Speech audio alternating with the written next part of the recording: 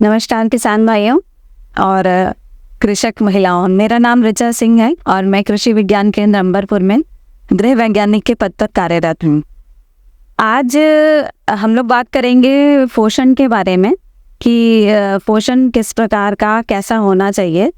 देखिए, जो भी हम लोग खाना खाते हैं वो हम पोषण के लिए खाते हैं। ज़्यादातर लोगों को ये लगता है कि पेट भरने के लिए खाना ज़रूरी है, लेकिन असल में खाना जो है ना वो पोषण के लिए होता है कि उस खाने में, उस भोजन में जो भी पौष्टिक तत्व हैं वो हमारे शरीर के लिए लाभदायक होते हैं। हमारे चलने फिरने के लिए, हमारी शारीरिक गतिविधियां जो भी हम करते हैं उसके लिए आवश्यक होता है, और वो पोषक तत्व ही हमें भोजन के द्वारा प्राप्त होते हैं। और ऐसे में भोजन किस तरह का होना चाहिए, कैसा होना चाहिए, वो हमें प्रॉपर पोषण दे रहा है कि नहीं, ये जानकर खाना ज़रूरी है। पोषण असल में दो तरह का होता है। आप इस तरह से मान सकते हैं कि एक सुपोषण होता है और एक कुपोषण होता है।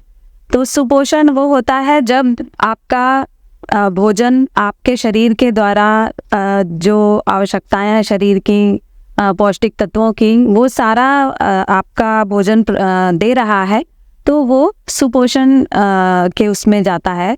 मतलब जो भी पौष्टिक तत्व हमारे शरीर की को ज़रूरी हैं वो हमारे भोजन से प्राप्त हो जाता है। इसमें सभी तरह के जो फूड ग्रुप्स हैं, मतलब अनाज, दालें, वसा और अनाज, दालें और मांसाहार, दूध, चीनी, ये सारी चीज़ें सब उसमें आना चाहिए हमारे भोजन में। तो ये जब सारी चीज़ें मिल जाती हैं तो पौष्टिक तत्वों के उसमें तो ये हमारा सुपोषण कहा जाता है। और कुपोषण वो स्थिति होती है जब हम खाना तो खा रहे हैं लेकिन वो हमें पूरा पर्याप्त पोषण नहीं दे रहा है। पेट तो भर रहा है लेकिन उससे पौष्टिक तत्वों की पूर्ति पूरी नहीं हो पा रही है, और ये किसी भी कारण से कुपोषण हो सकता है। या तो आपका खाना पूरा नहीं हो रहा है, या तो खाना खा रहे हैं लेकिन पौष्टिक तत्वों में नहीं है, और तीसरा ये भी हो सकता है कि अनुचित ढंग से खा रहे हो। जिस तरह से मिलना चाहिए, जिस तरह से हमें उस फूड को टेक करना चाहिए, उस तरह से हम नहीं कर रहे हैं। कई बार ऐसा होता है कि अगर हम सही तरीके से भोजन को ग्रहण नहीं कर रहे हैं तो उसके जो पौष्टिक तत्व हैं हमारे शरीर को प्राप्त नहीं हो पाएंगे। तो कुपोषण जो होता है वो आप समझ लीजिए कि जो बीमारियों की स्थितियां होती हैं उससे हम एनालाइज करते हैं या जान पाते हैं। जैसे कि बच्चा आपका बीमार है, देखने में बहुत दुबला पतला है, और या फिर ज़रूरत से ज़्यादा मोटा है, या फिर सिर्फ पेट बाहर आ रहा है, तो ये सब कुपोषण की स्थितियां होती हैं। बहुत सुना होगा कि किसी मोटे बच्चे को देख के लोग कहते हैं अरे बड़ा स्वस्थ है। तो स्वस्थ होना जो है वो मोटा होना स्वस्थ होने की निशानी नहीं है।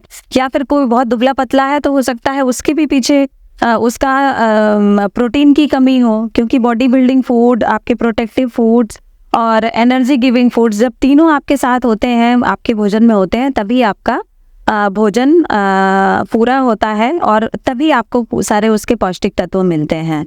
कुपोषण में जैसे प्रोटीन की कमी से होने वाले प्रोटीन एनर्जी माल न्यूट्रिशन या प्रोटीन कैलोरी माल न्यूट्रिशन हो जाता है। ऐसे अगर आप जानना चाहें तो जैसे अनीमिया हो जाता है, खून की कमी हो जाती है, ये सब कुपोषण के लक्षण हैं। और इसको हम जो डॉक्टर्स हैं ना वो फिजिकल मॉनिटरिंग करके, मतलब आपको बाह्य रूप से ही देख के कि कैसा देखने में है, स्किन कैसी है, नेल्स कैसे हैं, ये ऐसे ही देख के पता लगाया जा सकता है। तो अगर आपका खान पान पूरा प्रॉपर होगा और अच्छे से होगा, उसमें हरी सब्जियां भी हों, अनाज भी हों, दालें भी हों, दूध या दूध के प्रोडक्ट्स भी हों, तो और वसा भी हो, तेल, घी, मक्खन जो भी आपके उसमें है, तो ये सारी चीज़ें जब होती हैं तो ये हमें पूरा एक संतुलित आहार के रूप में आपको भोजन मिलता है। तो उससे सारे आपके पौष्टिक तत्व हमें मिल जाते हैं और ये हमें उचित पोषण देता है। धन्यवाद।